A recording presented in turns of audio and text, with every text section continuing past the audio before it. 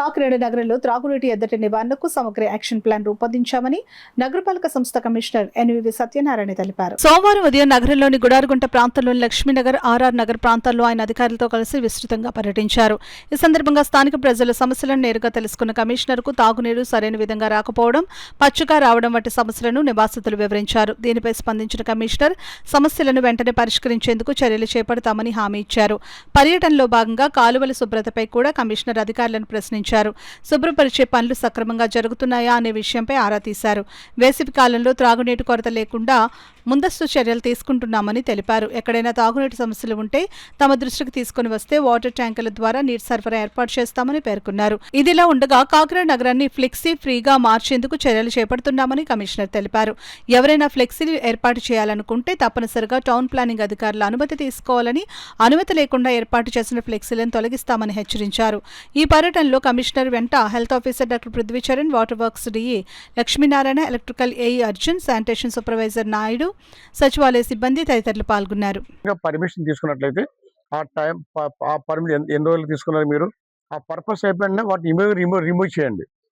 Remove చేయకపోతే మాత్రం town planning office ఎక్కడ town planning office health responsible.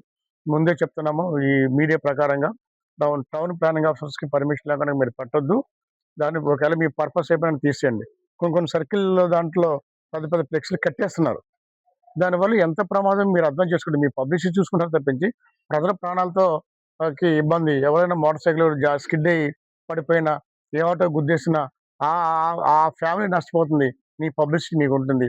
ముఖ్యంగా ఈ బ్యానర్స్లో ఫ్రీ బ్యానర్ అనేది మనం ఒకటి చూస్తున్నాము. అది కూడా మీరు చేయవలసిందిగా మీ అందరిని రిక్వెస్ట్ చేస్తున్నాము. మీకు అదేవిధంగా స్వచ్ఛ సెలక్షన్లో భాగంగా మరి మనం సామర్లకోట పెద్దాపురం రోడ్డు క్లీన్ చేస్తున్నాము. అక్కడ కూడా మరి ప్లాంటేషన్ చేస్తాము. అక్కడ మళ్ళీ ఎవరు మళ్ళీ అక్కడ చెత్త చేస్తున్నారు. అంతా క్లీన్ చేసుకున్న ప్రాంతంలో మీకు చెత్త వేయాలని మనసు ఎలాగో అంగీకరిస్తుందో నాకు అర్థం కావట్లా. దయించి అట్లా చేయొద్దు. ముఖ్యంగా కొండాయపాలెం నుంచి అట్లాగే ఐటీఐ రోడ్డు, అలాగే ఐటీఐ వెనకాల రోడ్డులో ఉన్న చీడీలపురలో చాలా మంది చెత్త పట్టుకొచ్చేస్తున్నారు. అక్కడ ఒక సీసీ కెమెరా కూడా పెట్టాము. ఈసారి పట్టుకుంటే మాత్రం అతను క్రిమినల్ యాక్షన్ తీసుకుంటాము అని ప్రభుత్వం కూడా చెప్తుంది. కాబట్టి ఎంత ప్రశాంతంగా ఉన్న ప్లేస్లో, మంచిగా ఉన్న ప్లేస్లో మీ అనుకూలంగా కొద్ది ట్రాక్టర్స్ డంప్ చేస్తున్నారు.